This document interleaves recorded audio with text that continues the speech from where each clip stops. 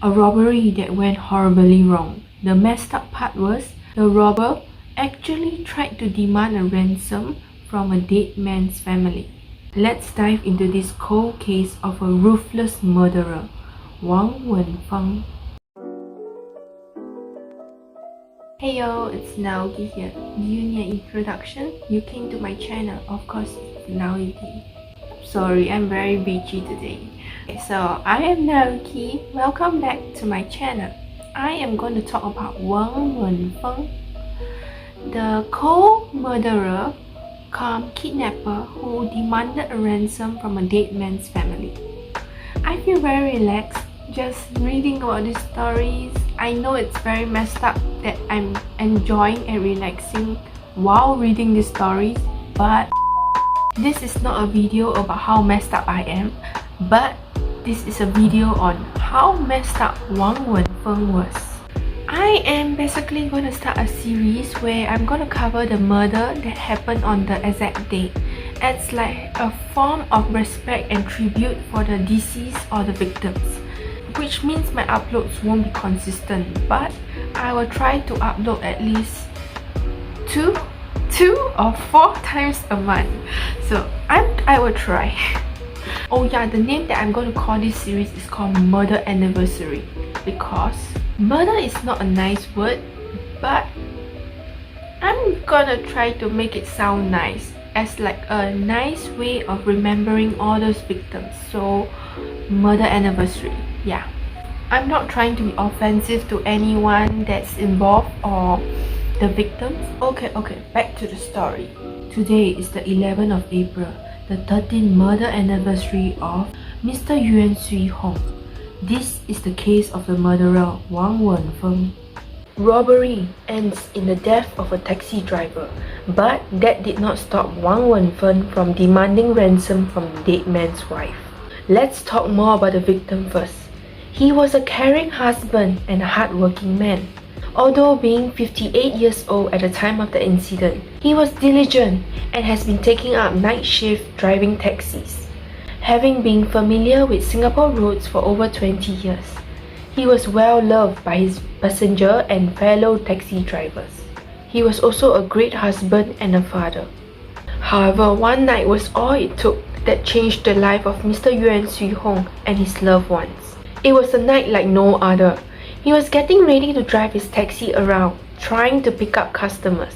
And upon driving along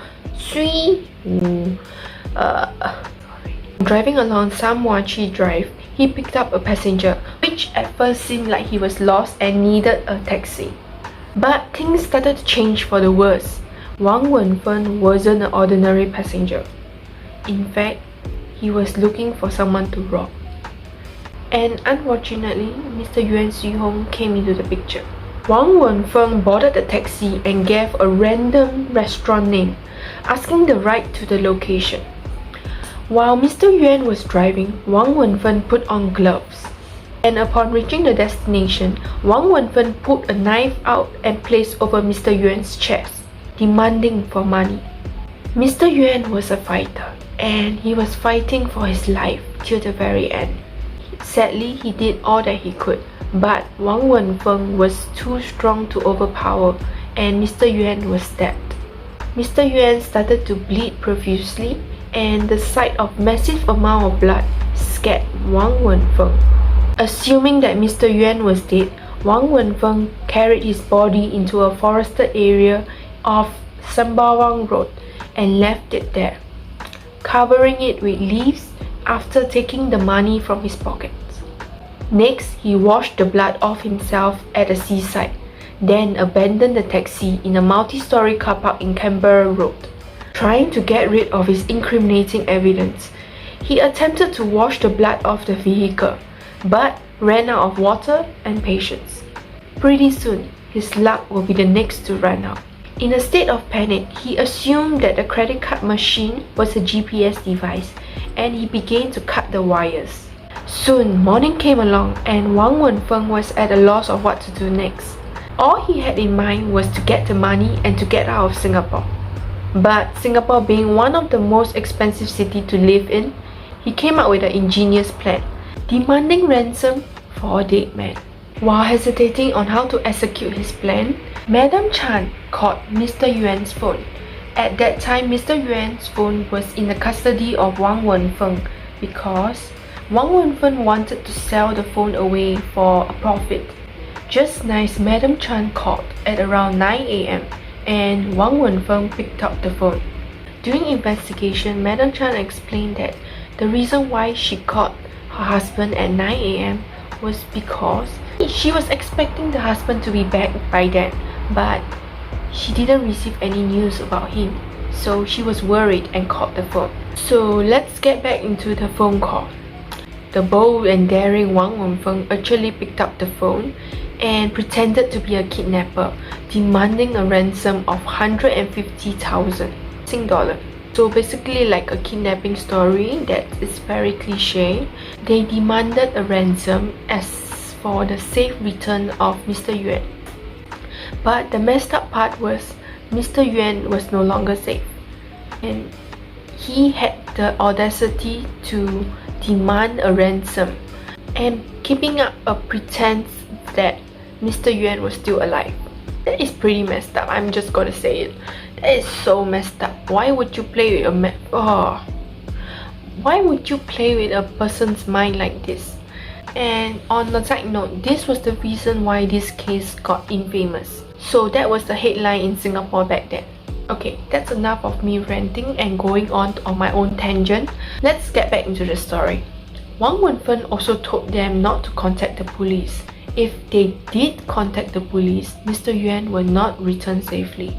In an attempt of convincing the family that Mr. Yuen was still alive, Wang Wenfeng said a sentence in Chinese. This is the English translation. He's gonna die. He's now in my hands. But the weak thinking of Madam Chan's son found things to be suspicious and contacted the police. The police wasted no time and immediately began searching for the missing Mr. Yuen, as kidnapping is a serious crime that is punishable by death, jail term, and caning depending on the severity of the situation. So there was a sense of urgency, as the police does not want anyone to be harmed. At 11 a.m., Wang Wenfeng called again. Wang Wenfeng instructed her to deliver the money to Sengkang MRT station by 3 p.m. on that day. At 11:30 a.m., due to the police's fast work, Mr. Yuen's car was found in the car park when Wang Wenfeng abandoned the car. While the police were investigating the case, the negotiator was negotiating with the kidnapper. At 3 p.m., Wang Wenfeng called. Madam Chan declared that she needed more time, as she only raised $5,000. This was a ruse for the police to get the caller's location, but there was not enough time to get any information. By this time, Wang Wenfeng was getting impatient. He told her to deliver the money to Marsiling MRT station. Then he called again, this time telling him to remit the money directly into a China bank account. As things did not go according to Wang Wenfeng's plan, he did not receive the ransom from Madam Chan. While police was following leads and investigating, Wang Wenfeng decided to escape to China. Having no money, no idea, or no help, he did not want to stay in Singapore to face his actions. So he borrowed $300 from a friend and headed down to Chinatown, desperately trying to find a plane ticket for the next day. But there was none, so he went to Changi Airport, hoping to get an airplane ticket back to China. But he didn't have enough money for the flight. And when the police were able to track him through security cameras, the various ticketing shops staff helped the police in confirming Wang Wenfeng's identity. With the police and public working together, he was caught just 2 days after the murder on 13 April at People Park's complex in Chinatown. Wang Wenfeng actually managed to buy an airplane ticket back home, but sadly, not sadly, it was a good thing that the airplane ticket was for the next day. So he luckily did not have a chance to use it. Wang Wenfeng, knowing that he could not escape anymore, decided to cooperate with the police in locating Mr. Yuen's body. Finally, on 17 April, Mr. Yuen was found. However, his body was badly decomposed. The only way of identifying the corpse was to match the DNA with Mr. Yuen's family member. 10 days later, Wang Wenfeng brought him to a forested area in Nisong Road, revealing where he hid the haversack which have gloves, cable tie, 2 knives, clothes, adhesive tape and nylon rope. After discovering this evidence, this ultimately sealed the fate of Wang Wenfeng. Upon gathering the evidence, the investigation began. First, Mr. Yuen's body was examined to determine the manner of death. Senior consultant forensic scientist Mr. Tie Min Kyung found 5 stab cuts ranging from 7 mm to 30 mm in the chest area of Mr. Yuen's shirt. Dr. Tie says that likely Mr. Yuen has been stabbed in the chest several times from behind, through the space between the driver's seat and the front passenger seat. Numerous splatter stains of blood was found on the dashboard. The right side of the windscreen and front door also indicated that Mr. Yuen had put on a struggle. The people around Wang Wenfeng was questioned too, and one of the Chinese national Cheng Yongquan, a cook, who shared a room with Wang Wenfeng and 4 others, testified that on the night of 10 April, Wang Wenfeng left the residence on his bicycle. Mr. Cheng said that he asked Wang Wenfeng where was he going. He simply replied, "Robbery." I thought he was joking, said Mr. Cheng. Let's talk about Wang Wenfeng's wife. She is unrelated to the case, but she plays an important role in the background of Wang Wenfeng's story. Please do not send any hate to her. She was not aware of the robbery. So Madam Gong Wen-ying was Wang Wenfeng's wife, and she worked in an electronics firm in Boon Lay and also lived in the workers' quarters there. The husband and wife rarely meet, and even when they do meet, it's only once or twice a month. Besides being a cold-blooded killer, he was how do I say?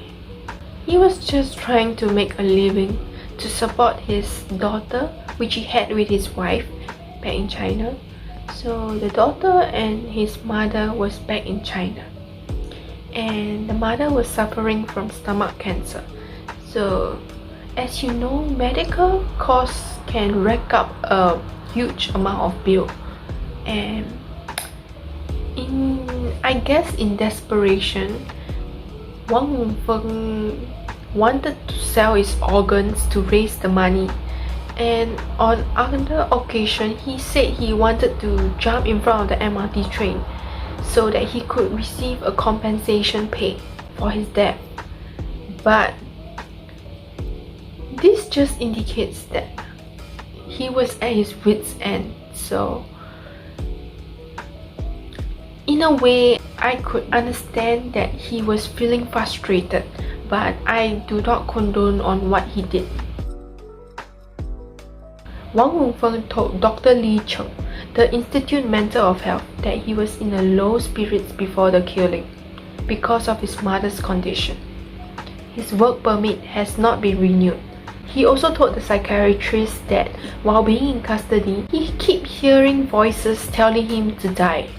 But Dr. Li deemed him well enough to take the stand. When Wang Wenfeng was questioned by prosecutors, he insisted that he didn't mean to kill the taxi driver. He claimed that Mr. Yuen suddenly grabbed his hand as he was holding the knife, and as he held on it, he was afraid that the taxi driver would snatch it away. I did not stab him. I only put my arm backwards, and he became motionless. Whether I stabbed him or not, I am not sure. It was very chaotic then. This was the statement that he gave on the stand while the prosecutors was questioning him about the murder. In 2011, Wang Wenfeng was found guilty of murder and he was sentenced to death.